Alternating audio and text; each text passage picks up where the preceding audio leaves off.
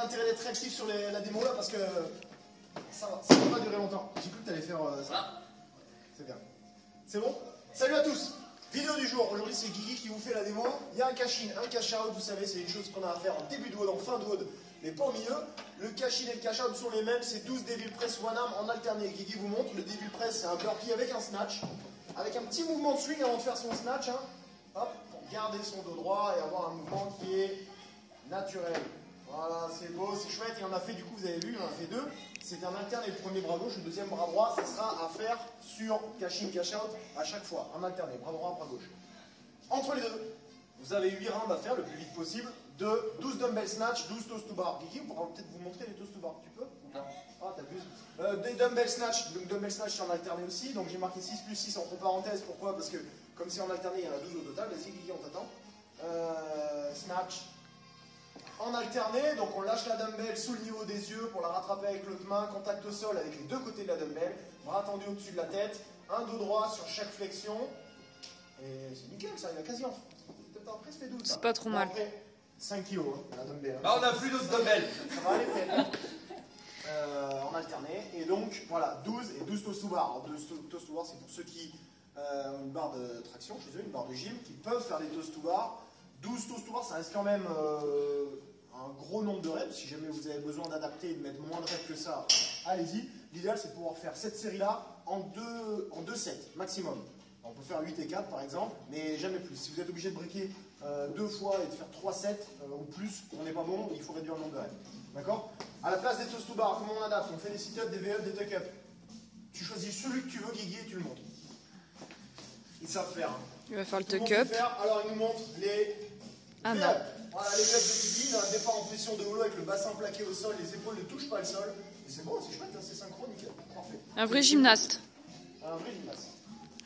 De 95. Voilà, tout simplement. Donc en fait, Guigui vous a montré les V-up. Vous pouvez faire la même chose en sit-up avec les jambes croisées au sol et les tuck-up. La même chose que les V-up avec les jambes fléchies en venant toucher les talons. Voilà, rien de compliqué. Sur la partie warm-up, comme d'habitude, une petite mobilité générale, ça fait pas de mal. On partira sur un petit échauffement qui va vous faire monter en température. 3 rounds de 15-15-15. Premier mouvement, les shuttle sprint. Si vous avez de la place chez vous, faites des allers-retours 3, 4, 5, 7 mètres. Et vous faites des allers-retours, on en fait 15, d'accord? Si jamais vous n'avez pas de place chez vous, vous êtes dans la chambre, entre l'armoire et le bureau, et que vous n'avez pas de quoi courir, vous faites une alternance de montée de genoux, talons-fesses. Vas-y, Guigui, je suis sûr que vous savez faire ça très bien. Tu veux comme ça? Pourquoi pas, on peut venir toucher les mains avec les genoux éventuellement. Comme ça, on fait 2, 3, 4 mouvements comme ça, talons-fesses, montée de genoux, talons-fesses. Est-ce qu'on peut quand même voir du shuttle run sur 1 mètre, s'il vous plaît? On dirait mal.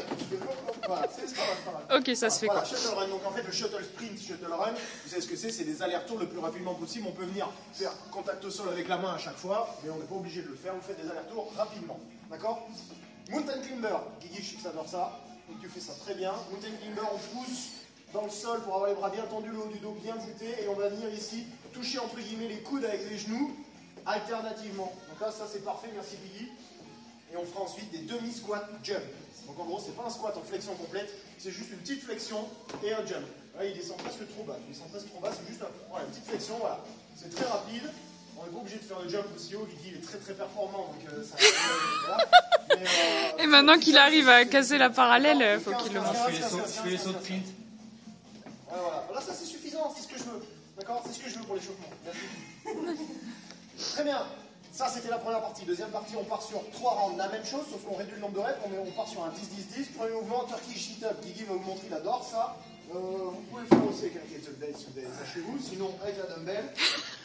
On se met au sol en position allongée. Et on va venir ici se redresser en position assise avec le kettlebell au-dessus de la tête. Donc ça fait 1.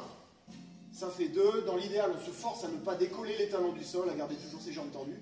Et ça, c'est très bien. Ne coincez pas vos pieds dans un objet, une table, un banc. D'accord? Gardez vos pieds libres pour bien activer votre sangle abdominale et votre gainage. D'accord? Donc ça, c'était parfait.